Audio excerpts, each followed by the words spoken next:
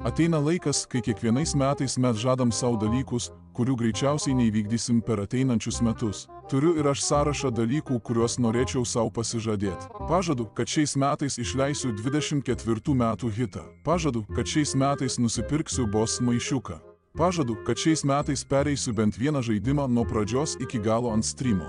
Pažadu, kad šiais metais paleisiu savo 5M serverį nexus.rp.lt.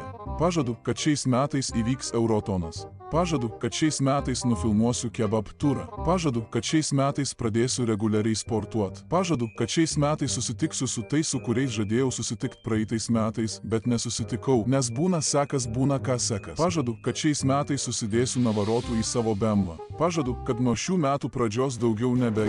Nu zdarova, Isternas. Mamutka. Girdėjau vėl pažadus dalini, kaip ir kiekvienais metais. Jeigu neįvykdysi visų pažadų, kuriuos čia išvardinau, BMW savo perrašysi. O tai su kuo aš važinėsiu? Su dviračių pedalus minsi sport režime. O jeigu viską įvykdysiu? Pasimatysim 25 metų pradžioj. Va dabar tai man batai.